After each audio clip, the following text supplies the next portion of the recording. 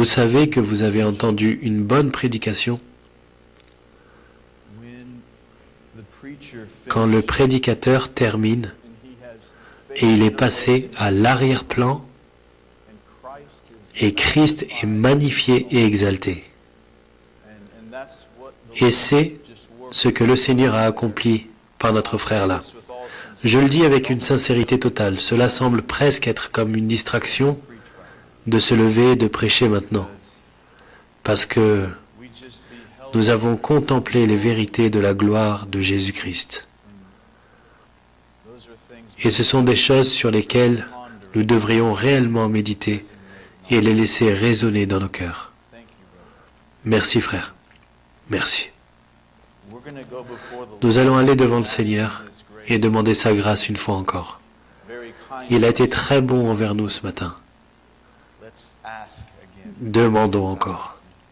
Inclinez-vous avec moi.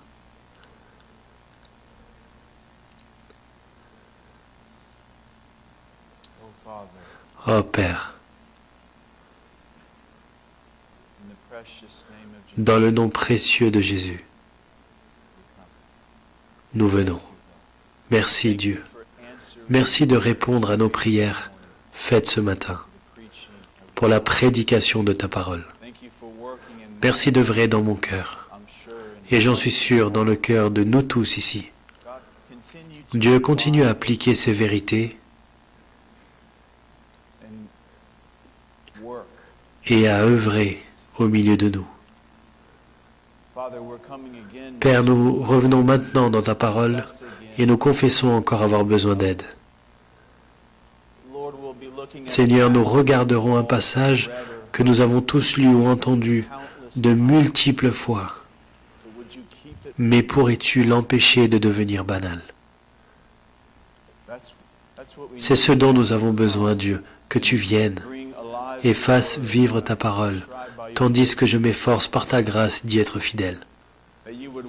Que tu œuvres dans chaque cœur, et nous prions à nouveau pour le salut, Seigneur, pour les perdus parmi nous, et pour une plus grande révélation, assurance, espérance et joie pour ceux à qui tu as accordé la vie. Alors, nourris-nous et œuvre par ta parole pour ta gloire. Nous prions et demandons ces choses. Dans le nom de Jésus. Amen. Bien-aimés, si l'évangile de Jésus-Christ devient un jour banal pour nous, nous sommes dans un endroit dangereux. Quand ces choses commencent à arriver, vous avez commencé à oublier qui vous étiez autrefois, qui il est, ce qu'il a accompli, et votre besoin journalier de la grâce pour voir ces choses. Nous allons être dans un passage très familier. Si vous voulez aller dans Luc, chapitre 23. L'évangile de Luc, chapitre 23.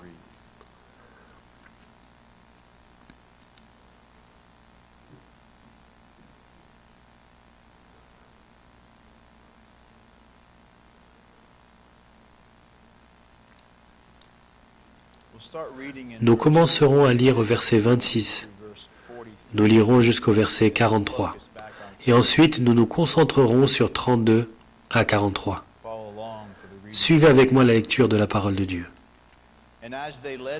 Comme ils l'emmenaient, ils prirent un certain Simon de Cyrène, qui revenait des champs, et ils le chargèrent de la croix, pour qu'il la porte derrière Jésus.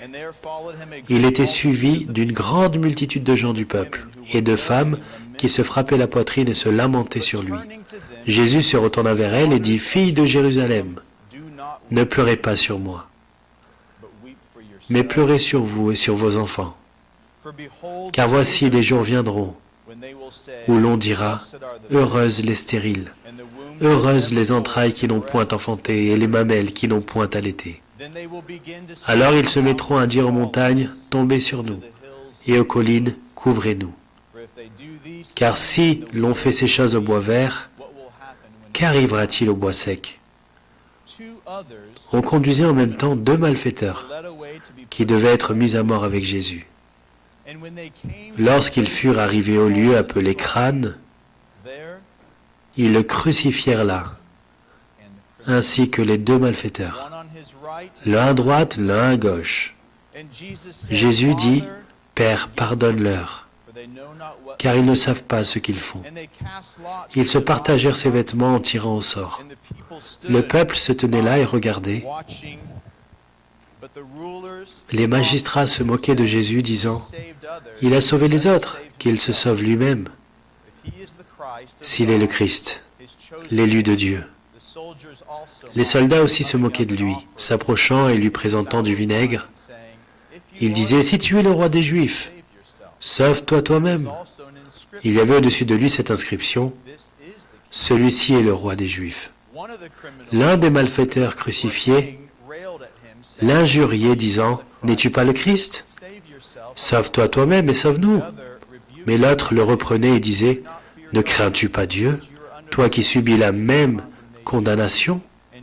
Pour nous, c'est justice, car nous recevons ce qu'ont mérité nos crimes.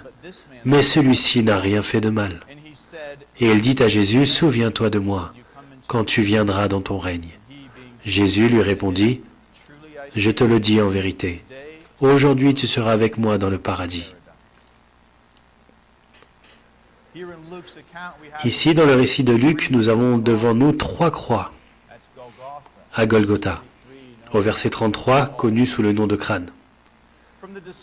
De la perspective des disciples, rappelez-vous qu'ils sont dispersés à ce moment-là. De la perspective des disciples, il apparaît que tout s'est effondré. Ceux qu'ils suivaient depuis 3 ans, celui qu'ils suivaient depuis 3 ans, celui qu'ils avaient embrassé comme sauveur et seigneur, est maintenant empalé sur une croix. Mais ce qu'ils n'ont pas vu, comme tout le monde à ce stade, c'est que le plan prédéterminé de Dieu le Père est en train d'être joué comme il l'avait planifié. Réunis ensemble dans cette cité, Hérode, Ponce Pilate, avec les gentils et le peuple d'Israël, pour faire tout ce que la main du Père avait planifié et prédestiné d'arriver. Si vous vous posez la question, c'est Actes chapitre 4, versets 27 et 28. La crucifixion de Jésus-Christ est le plan prédéterminé et souverain du Père. Ce n'est pas le plan de secours, c'est le plan. Toute l'histoire humaine, orchestrée par la main souveraine de Dieu, a œuvré tout au long de cette journée que nous sommes en train de lire, et en particulier à ce moment précis. Et réjouissez-vous avec moi que rien ne puisse retenir la main de notre Dieu souverain. Ce qui a été prédit en commençant dans Genèse 3, immédiatement après la chute, quand Dieu a parlé au serpent, disant « Je mettrai une inimitié entre toi et la femme, entre ta postérité et sa postérité. Celle-ci t'écrasera la tête, et tu lui blesseras le talon. » C'est en train d'arriver à cette tête maintenant, le paroxysme de toute l'histoire humaine. Tout ce que Dieu faisait en soutenant son peuple, quand nous lisons ces récits, tout au long de l'Ancien Testament, et nous voyons Dieu préserver et soutenir son peuple. Pourquoi ? Que la ligne par laquelle il a amené son propre Fils Jésus-Christ, pour ce but même, est déroulée devant nous ici, dans le chapitre 23. Je vous ai dit hier que Jésus a rencontré les hommes sur la route d'Emmaüs et leur a ouvert les Écritures. Comme Moïse, Genèse à Deutéronome, le Pentateuque et les prophètes, la totalité de l'Ancien Testament était tournée vers Jésus. Je ne suis pas l'un de ceux qui disent que Jésus est dans tous les versets, mais je suis l'un de ceux qui, quand je lis un verset, je dis comment cela ramène-t-il ou se tourne ou trouve son accomplissement en Jésus.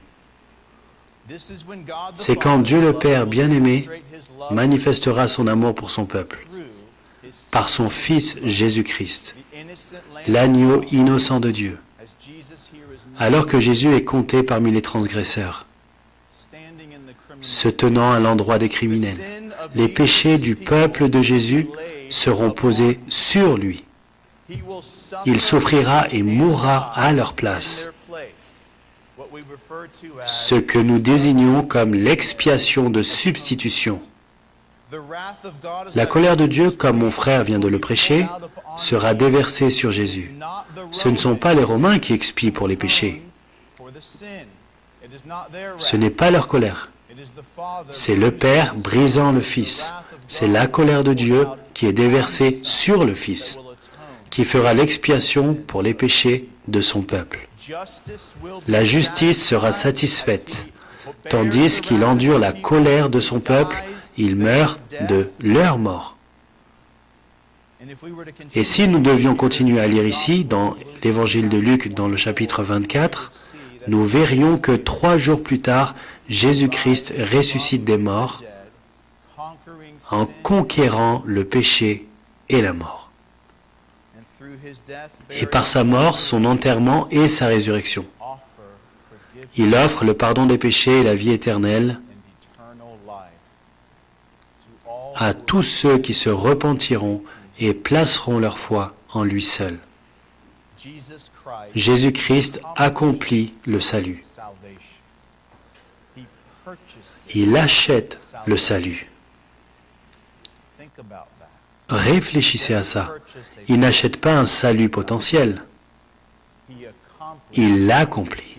Il rachète un peuple par le versement de son propre sang. Bien-aimés, les 3 jours les plus importants de toute l'histoire humaine, l'incarnation, le jour où Dieu le Fils a revêtu la chair et est né d'une vierge, la crucifixion que nous sommes en train de lire ici, le jour où Jésus-Christ s'est tenu à la place des pécheurs coupables volontairement, comme l'agneau innocent qui devait être immolé afin qu'ils aient la vie, et la résurrection, le jour où Jésus est ressuscité des morts en conquérant le péché et la mort. Bien-aimés, nous sommes maintenant assis là, regardant ces choses accomplies, dans l'anticipation de son retour. Viens, Seigneur Jésus, viens. Il y a 2 autres croix mentionnées dans le récit, et je veux passer notre temps aujourd'hui à examiner ces 2 autres croix. Le récit des 2 voleurs est un vrai récit. C'étaient 2 hommes. Ce n'est pas juste une parabole. C'étaient 2 hommes qui vivaient. 2 hommes qui furent crucifiés près de Jésus. Mais dans un autre sens, tout le monde dans cette pièce et chacun dans le monde, pendant toute l'histoire humaine, est aligné derrière l'un de ces 2 hommes, à la droite ou à la gauche de Jésus. Je veux les examiner tous les 2 et je veux voir, premièrement, l'avertissement donné et ensuite l'espérance glorieuse montrée aux pécheurs coupables. Étudiez avec moi en commençant au verset 32. On conduisait en même temps 2 malfaiteurs qui devaient être mis à mort avec lui. C'est Jésus. Il y a 3 croix. Verset 33. Lorsqu'ils furent arrivés au lieu appelé Crâne, ils le crucifièrent là, Jésus, ainsi que les 2 malfaiteurs, l'un à droite, l'autre à gauche. Luc fait une distinction entre la crucifixion de Jésus et celle des autres. La crucifixion n'est pas rare à cette époque. Voir 3 personnes mises sur des croix à Golgotha n'est pas rare à cette époque. Mais Luc voit le besoin de faire une distinction et sépare la crucifixion de Jésus de tous ceux qui sont venus avant lui et des 2 criminels. Pourquoi ? Parce qu'un homme innocent est en train d'être crucifié. Et cet homme innocent est Dieu incarné, Emmanuel, le Messie qui enlèvera les péchés de son peuple. Jésus étant rempli de miséricorde et de compassion, dit au verset 34, « Regarde avec moi.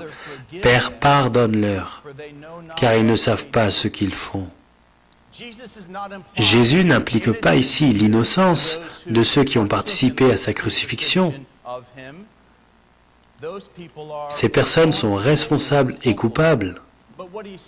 Mais ce qu'il déclare ici, c'est qu'ils ne sont pas pleinement conscients de l'étendue de tout ce qu'ils sont sur le point de faire.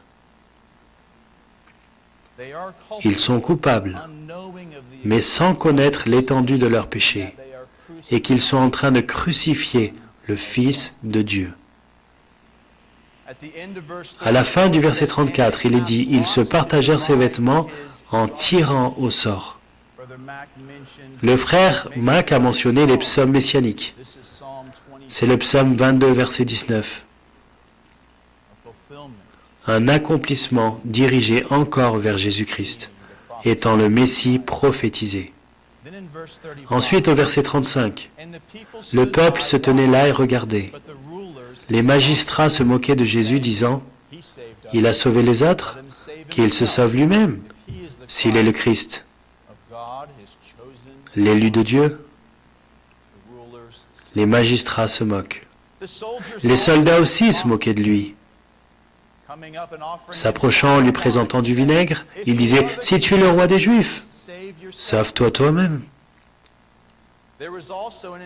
Il y avait aussi une inscription au-dessus de lui, verset 38, « Celui-ci est le roi des Juifs. » Maintenant, au verset 39, nous arrivons à un des voleurs. Et c'est là où nous allons nous arrêter et examiner certaines choses. Bien-aimés, avant de commencer, je veux que vous sachiez ceci. Il n'y a que deux réponses à Jésus-Christ.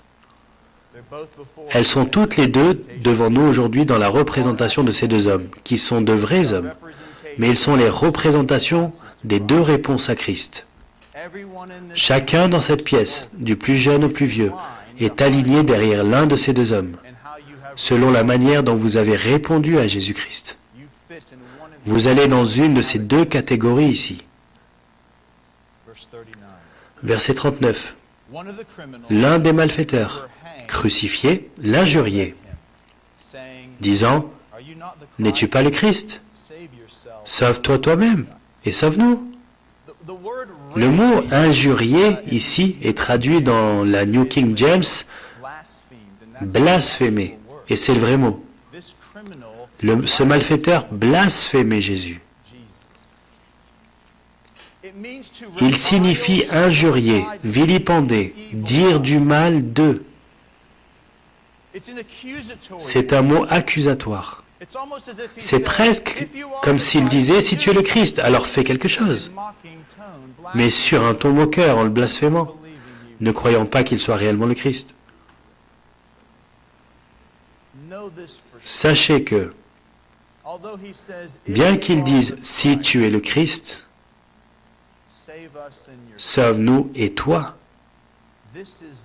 ce n'est pas un homme qui se tourne vers Jésus dans la foi. Ce n'est pas une confession de péché, mais plutôt c'est une moquerie et une injure envers Jésus. C'est un homme qui a vécu sa vie entière sans Dieu, reniant toute révélation qu'il a eue de Dieu. Et il est important que nous sachions ça.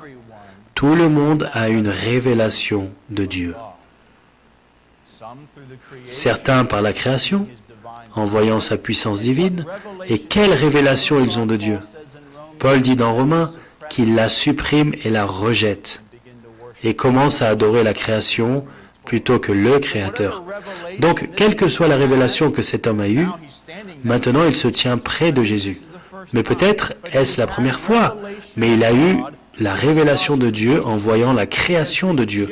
Et il a rejeté ce qui peut être connu de Dieu. Et comme nous le voyons ici, quand il a une plus grande révélation, Dieu incarné se tenant près de lui, il continue dans son rejet et blasphème Dieu. S'il y a une quelconque sincérité dans cet homme, c'est celle de l'auto-préservation. Et si tu es le Christ, alors descends et fais quelque chose. Cela serait comparable à l'athée dans la tranchée. Avez-vous déjà entendu ça avant? Il n'y a pas d'athée dans la tranchée? Eh bien, nous savons de l'Écriture qu'il n'y a réellement aucun athée. Tous les hommes connaissent Dieu, ils suppriment la vérité de Dieu dans l'injustice. Mais il n'est pas rare que quelqu'un qui rejette toute reconnaissance de Dieu se trouve lui-même en fonction de la situation dans un endroit où il réalise « c'est hors de mon contrôle ». Et à ce moment-là, commence à dire « oh Dieu, aide-moi ». Pleinement conscient cependant dans leur cœur que, à nouveau, c'est de l'autopréservation qui n'a rien à voir avec qui est Dieu. Et au moment où Dieu les sort des balles volant au-dessus de leur tête, dans la tranchée, ils retournent vers le péché qu'ils aiment. Dans cette situation, Dieu n'est rien de plus qu'un moyen d'arriver à leur fin. À nouveau, ce n'est pas une foi qui sauve, mais plutôt quelqu'un qui ne veut pas recevoir le juste châtiment de ses crimes. Voici un point important avec ce voleur. Comment Jésus lui répond-il?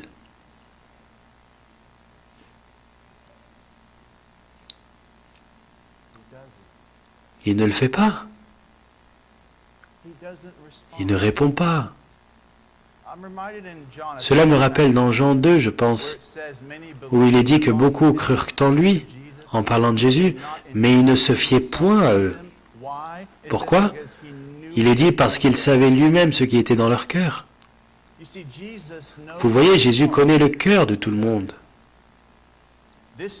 Cet homme dit quelque chose. Si tu es le Christ, sauve-toi toi-même et sauve-nous. Jésus, voyant la réalité de son cœur, ne lui répond même pas.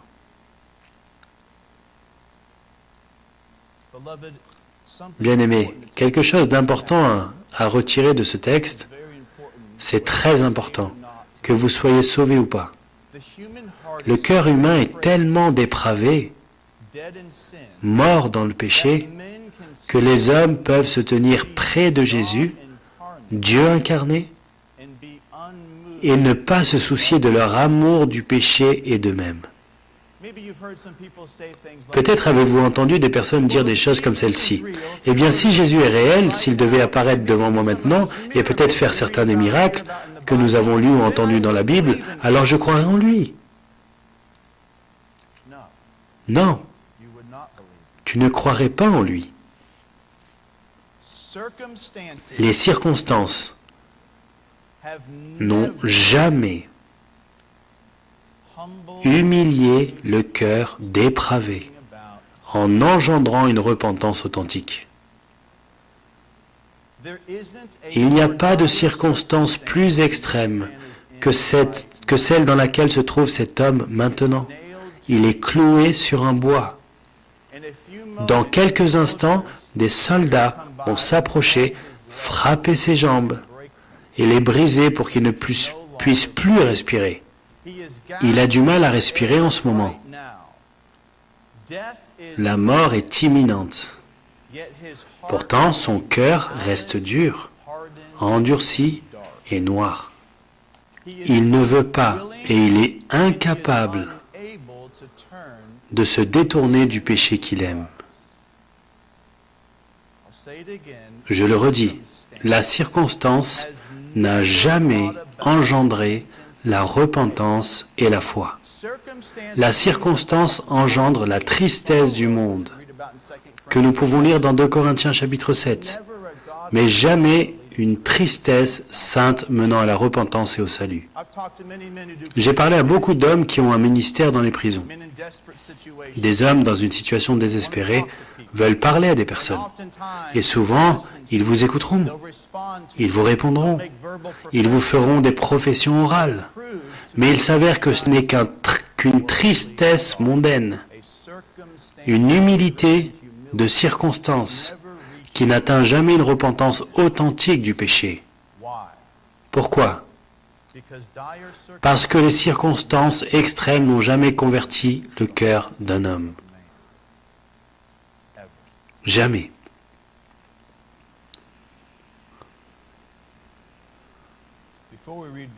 Avant que nous lisions le verset 40 et regardions l'autre voleur, voulez-vous aller dans Matthieu chapitre 27, verset 44 ? Nous regarderons le récit de Matthieu de cet autre voleur avant que nous ne regardions le récit de Luc. Matthieu chapitre 27, verset 44.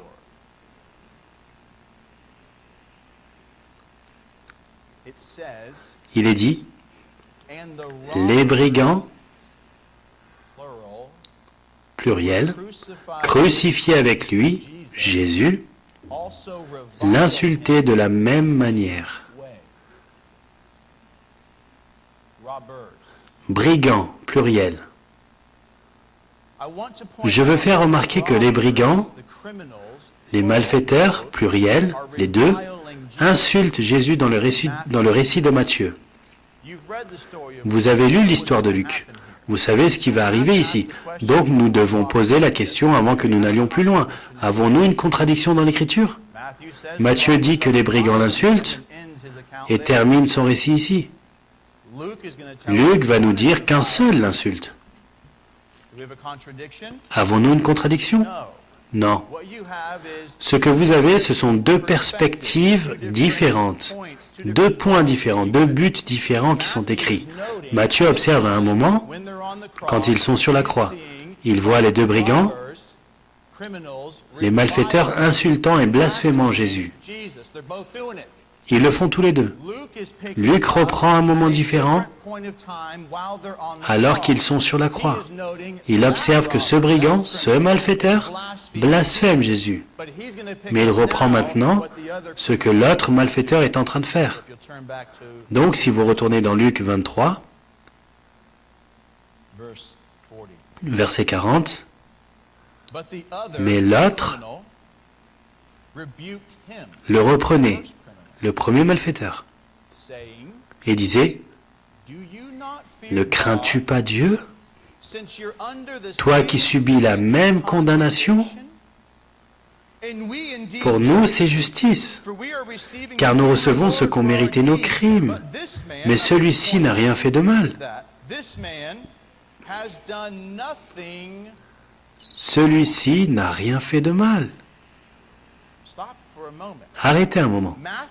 Le récit de Matthieu, les deux malfaiteurs blasphémant Jésus. Le récit de Luc, un peu plus tard dans le temps, alors qu'ils sont sur la croix, le second malfaiteur, maintenant, fait des reproches au premier malfaiteur pour avoir insulté et blasphémé Jésus, et disant, « N'as-tu aucune crainte de Dieu ?» Donc il assimile le fait de blasphémer Jésus à une démonstration de l'absence de crainte de Dieu. C'est une déité attribuée à Jésus. Tu blasphèmes Dieu, ne crains-tu pas Dieu? Nous sommes coupables, il est innocent. Maintenant, réfléchissez avec moi, c'est glorieux ici. Comment est-il possible, en un instant, de passer de l'injure et du blasphème envers Jésus à la réprimande de quelqu'un qui injurie et blasphème Jésus? Bon, nous avons déjà établi, avec l'autre malfaiteur, que les circonstances ne changent jamais le cœur. Vous pouvez dire, eh bien, il est dans une circonstance extrême. C'est ça, il va mourir. Et au moment de mourir, parce qu'il va affronter la mort, non, ce n'est pas la circonstance. Eh bien, peut-être que le second voleur est plus réceptif. Peut-être a-t-il un petit peu plus de personnalité tendre, et il a atteint le point de brisement. Et alors, ça a débordé. Il a dû s'attaquer au péché. De blasphémer Jésus? Non. Peut-être est-il plus intelligent, et il a commencé à rassembler dans son esprit tous les événements qui se sont déroulés, et il est arrivé à la conclusion de son propre esprit, que « Oh, c'est Dieu maintenant, et je ne devrais pas pécher contre lui ». Non. Peut-être a-t-il eu une meilleure éducation. Peut-être était-il juif. Peut-être que son papa et sa maman lui ont parlé du Sauveur qui venait et il a pensé « Peut-être que c'est lui ». Non. Non. La réponse à cette question, bien-aimés, est extrêmement importante. Laissez-moi le demander d'une autre manière, dans un autre contexte biblique, et voir si vous pouvez le voir. Vous rappelez-vous de Actes chapitre 9 ? Dans Acte 9, nous avons Saul, le pharisien, qui deviendra Paul l'apôtre. Nous avons Saul le pharisien. Écoutez le verset 1. Cependant, Saul, respirant encore la menace et le meurtre contre les disciples du Seigneur, sur la route pour Damas, pour mettre en prison les partisans de la voie. Jésus. Il a des lettres en main, il est en chemin, et si vous professez Christ, je vous jette en prison avec un cœur meurtrier. Et au verset 20 du même chapitre, nous lisons ceci sur Saul. Immédiatement, Saul annonça Jésus dans les synagogues, disant « Il est le Fils de Dieu ». Cela semble plutôt familier, cela semble identique. À un moment, le meurtre dans le cœur, emprisonner quiconque qui suit celui-ci. Et nous voici. Il est le Fils de Dieu dans le temple.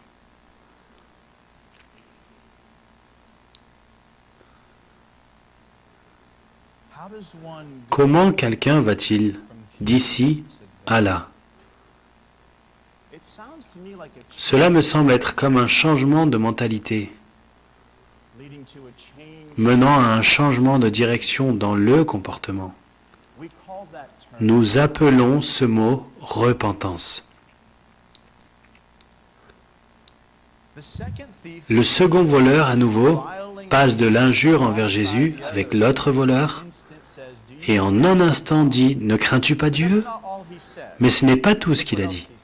Regardez ce qu'il a dit d'autre. Il dit « Et nous sommes condamnés de façon juste. »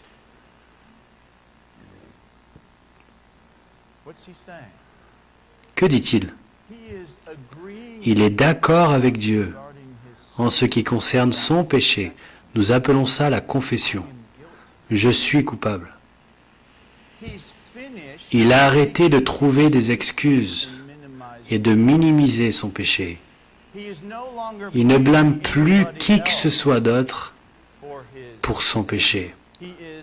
Il confesse la culpabilité, digne de mort.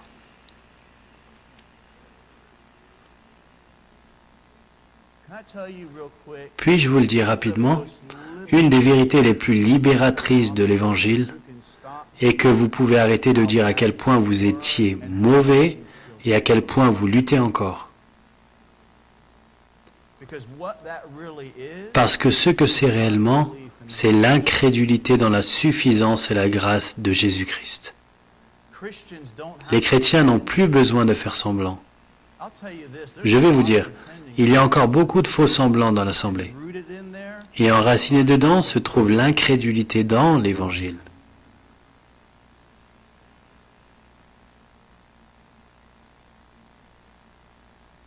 Que fait-il? Il voit son péché de la perspective de Dieu. Plus que ça même, regardez ce qu'il dit ici. Il voit aussi la justice et l'absence de péché de Jésus-Christ. Verset 41. Mais celui-ci n'a rien fait de mal. Comment savait-il ça? Comment grandit-il dans cette révélation et cette compréhension de qui Jésus est réellement? En un instant, cet homme est allé d'un cœur dur qui injurie Jésus à la crainte de Dieu, reprenant les autres qui ne craignaient pas, confessant son propre péché et confessant la justice de Jésus-Christ. C'était comme s'il était aveugle, et maintenant il peut voir.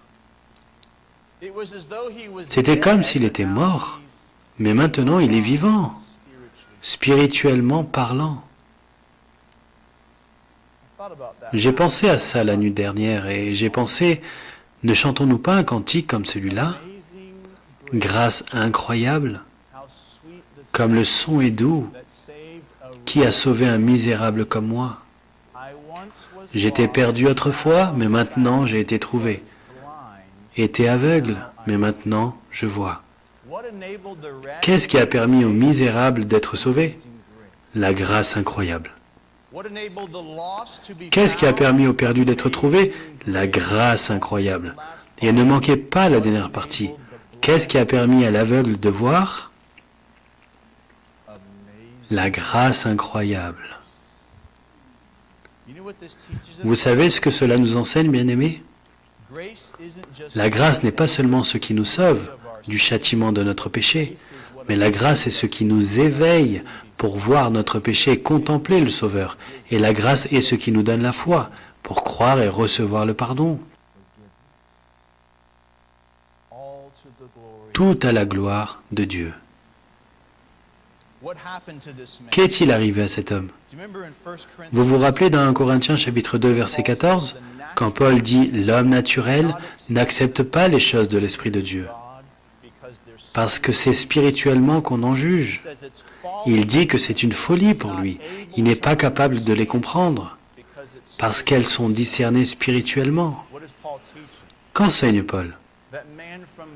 Que l'homme, dès la naissance, est spirituellement mort.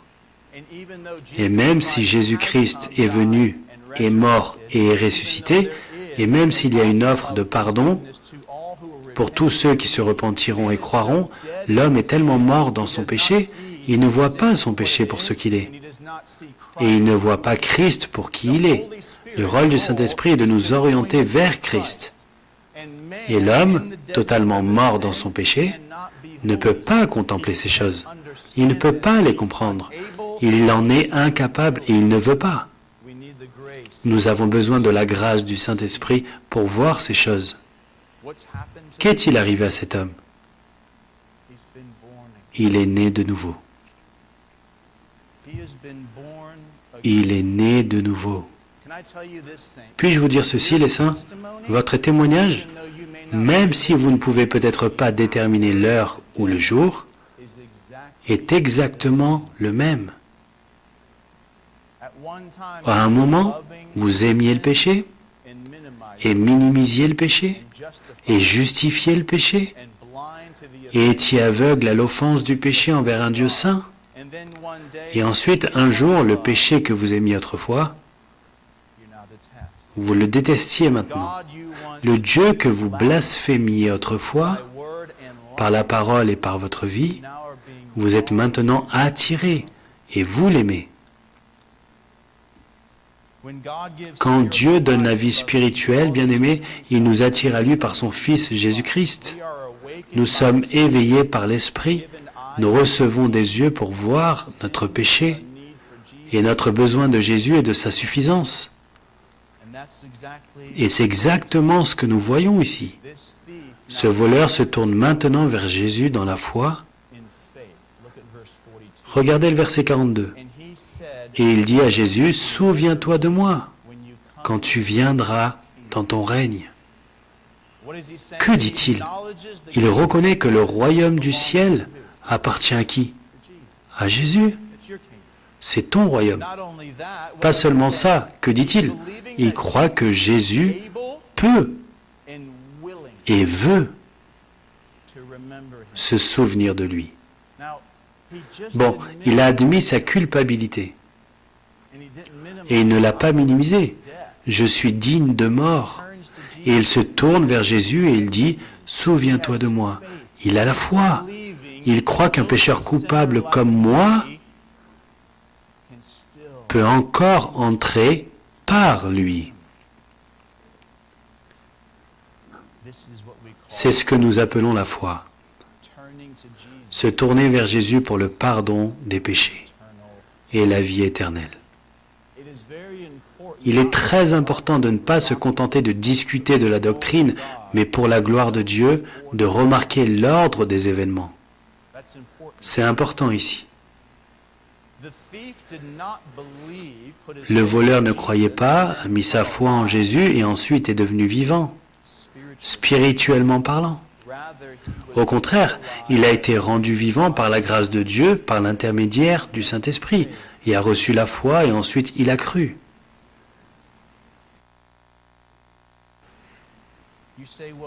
Vous dites, bon, si le Saint-Esprit nous rend vivants, dois-je m'asseoir et attendre alors que cette vie soit donnée?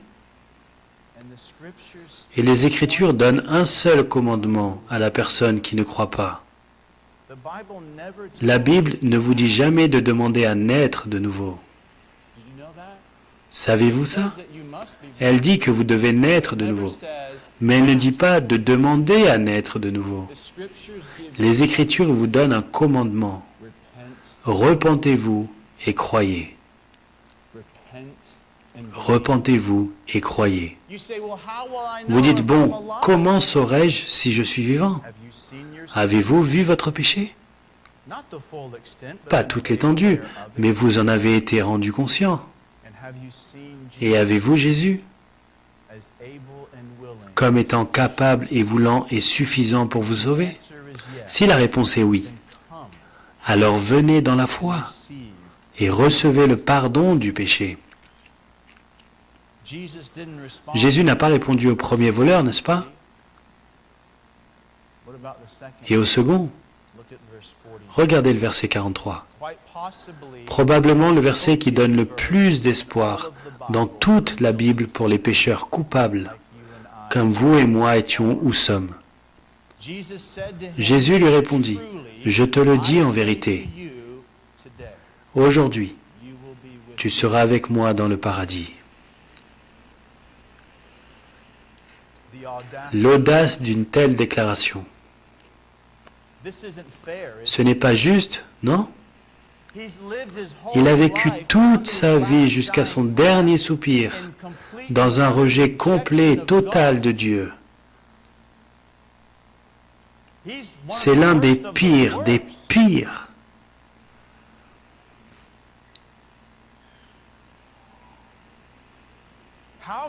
Comment Jésus peut-il se tourner vers ce pécheur coupable et méritant l'enfer, qui a vécu toute sa vie dans le péché, et dire « Aujourd'hui, tu seras avec moi dans le paradis » ? Un seul mot, la grâce. La grâce. La grâce.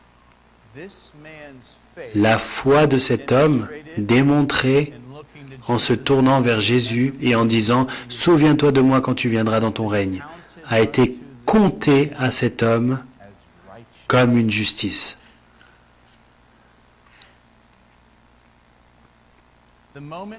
Au moment où quelqu'un met sa foi en Jésus-Christ, seul pour le salut, il est justifié. Déclaré juste. Paul dit dans Romains chapitre 4, verset 5, que Dieu justifie les impies. Laissez-moi vous demander ceci. Ce voleur près de Jésus sur la croix, en lui-même, est-il impie? Vous feriez mieux d'y croire. Il est impie. Il n'a rien fait. La seule contribution qu'il apporte sur la table avec Jésus, c'est le péché. C'est tout. Christ, par sa mort, son enterrement et sa résurrection qu'il va accomplir, et il en est tellement sûr qu'il peut dire à cet homme, « Aujourd'hui, tu seras avec moi dans le paradis ». Et cet homme reçoit la gratuité de l'Évangile par la foi et entend les paroles douces. « Aujourd'hui, tu, l'impie, sera avec moi, le saint, dans le paradis. Et c'est juste. Pourquoi? Parce que ce qui se passe dans la foi est que nous appelons la double imputation. La culpabilité et le péché du pécheur, le voleur, est crédité sur le compte de Jésus. Il souffre, meurt et expie pour ça. Mais il y a une autre imputation.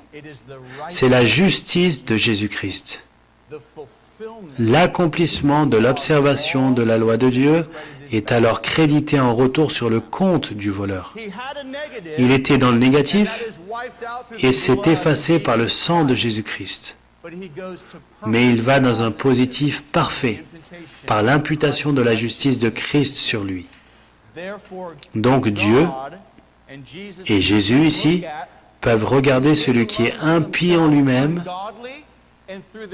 et par la réception de cette double imputation par la foi, il peut le regarder et dire « Tu seras avec moi ». Pourquoi? Parce qu'il est déclaré juste par Dieu, par une justice étrangère qui n'est pas la sienne. C'est la justice de Christ. Et bien aimé, ça et juste ça est l'espérance que nous avons. Voici la beauté de l'Évangile. Êtes-vous prêts? Nous avons envie, comme mon frère l'a prêché, parfois d'apporter notre contribution à notre salut. C'est mal, mais nous en avons envie. Nous avons parlé de la bonne journée. J'ai eu une bonne journée. Certainement que Dieu m'accepte plus aujourd'hui. J'ai eu une mauvaise journée. Certainement que Dieu ne peut pas m'accepter comme il le ferait pendant une bonne journée. Qu'avez-vous fait à ce moment-là? Vous avez avancé vos œuvres dans l'équation de la justification. Voyez-vous l'erreur là? L'erreur dans notre pensée? Et mon frère a raison, si nous faisons ça, vous n'aurez jamais la paix de l'assurance. L'arrogance que nous avons dans une bonne journée, que nous apaisons d'une manière ou d'une autre la justice de Dieu, vous comprenez ça? Pendant le meilleur jour que vous ayez jamais eu en essayant de vivre à l'image de Christ, vous avez échoué de façon misérable. Vous êtes sous une grâce insondable en ce jour. Quelle est la base qui fait que Dieu vous accepte? C'est la même base qui fait que Dieu accepte ce voleur. Le sang versé et la justice de Jésus-Christ. À quel point Dieu accepte-t-il celui qui a reçu le pardon et la vie éternelle par la foi en Jésus-Christ? En quelque sorte accepté. Contractuellement, oh, je n'ai pas vu ce paragraphe, accepté. Je pense que je vous prendrai. Non. Déclaré juste. Rendu parfait, accepté. Comprenez-vous ça? Vous ne pouvez pas améliorer la manière dont Dieu vous accepte dans la justification. Vous ne pouvez pas l'améliorer. Et vous ne pouvez pas l'enlever. Vous savez pourquoi? Cela n'a jamais été basé sur votre performance en premier. C'est basé sur la performance d'un autre. Savez-vous à quel point c'est un affranchissement? Savez-vous à quel point c'est une libération de savoir que ma justice n'est pas la mienne? Maintenant, la crainte que beaucoup de personnes ont, Don en a parlé, nous en avons parlé hier avec la sœur, si l'évangile est réellement aussi gratuit, et si ma justification n'a rien à voir avec mes œuvres, les gens ne continueront-ils pas à pécher afin que la grâce abonde encore? Oui, à moins qu'ils ne soient nés de nouveau. Ne pas comprendre que sous le parapluie du salut, vient la justification par la mort expiatoire de Jésus-Christ, mais dedans vient aussi la régénération, la transformation, la recréation, la création d'une nouvelle personne dont le cœur a été changé et n'aime plus le péché, mais est encore tenté par lui, mais aime Jésus-Christ. Et ne peut pas continuer dans le péché parce qu'il est né de Dieu. 1 Jean chapitre 3, versets 9 à 11.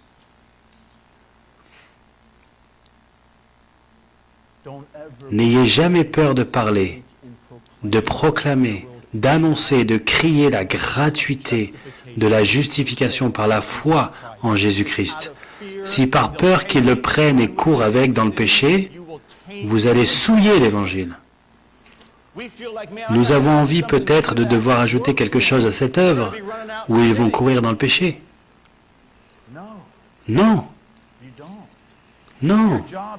Votre travail n'est pas de changer cet évangile. Votre travail est comme celui d'un serveur de prendre la commande et de la livrer sans en verser une goutte.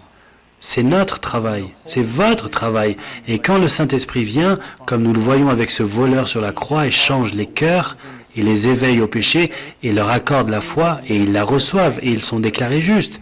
Mais ils ont été changés, et maintenant ils vivent pour glorifier celui qui les a rendus justes, pas pour gagner la faveur. Grosse différence. Grosse différence.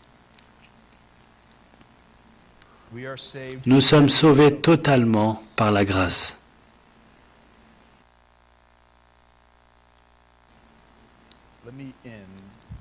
Laissez-moi terminer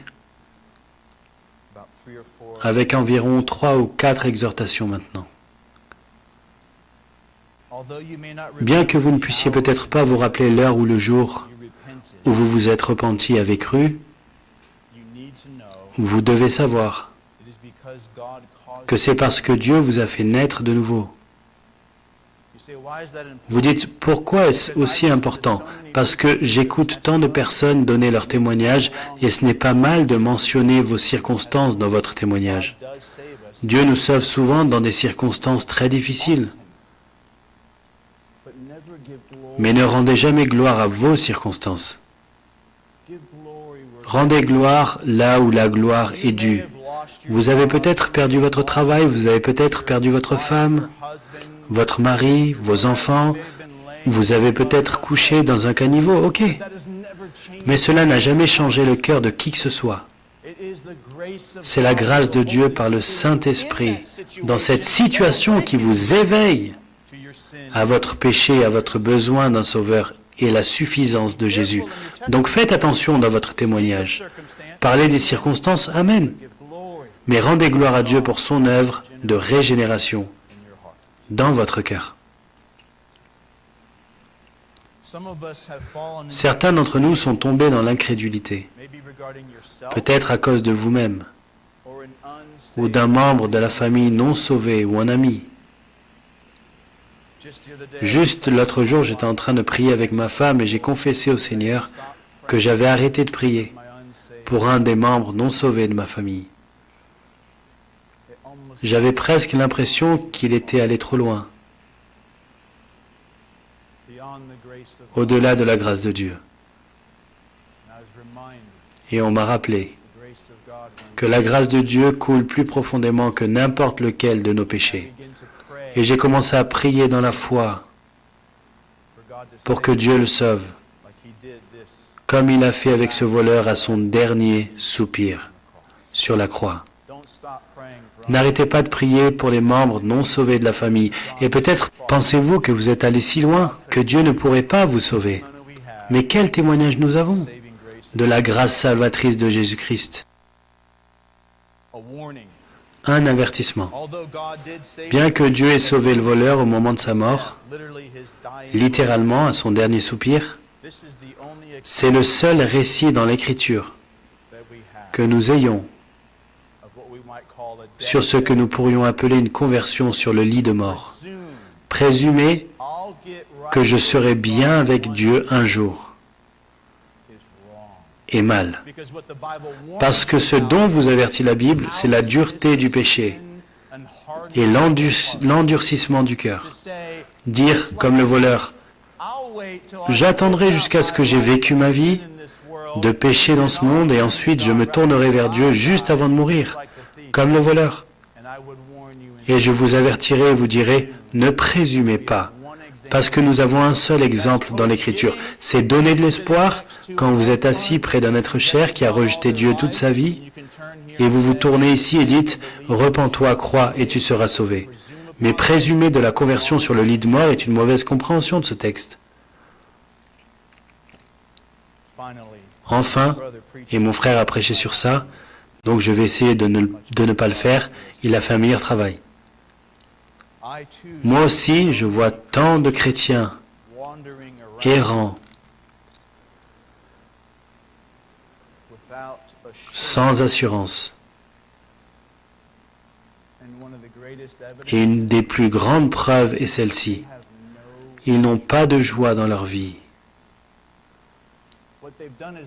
Ce qu'ils ont fait, c'est qu'ils ont lié la joie à leur performance plutôt qu'à Jésus.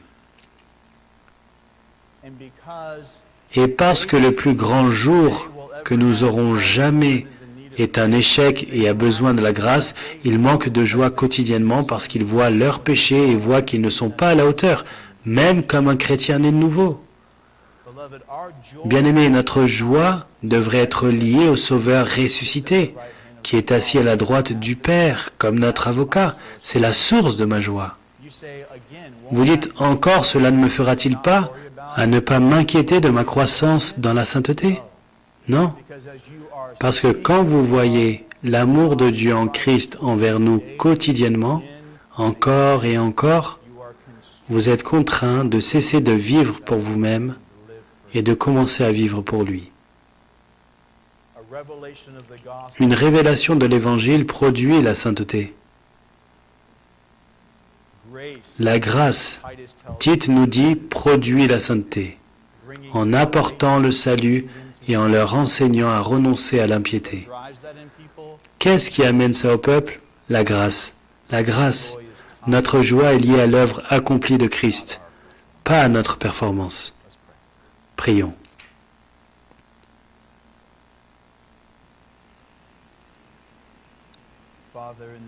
Père, dans le nom de Jésus, et pour la gloire de Jésus, et la joie de ton peuple, et Dieu pour le salut peut-être de quelques-uns, que tu œuvres par la vérité de Jésus-Christ et l'espérance que nous voyons, que ce ne soit que la grâce.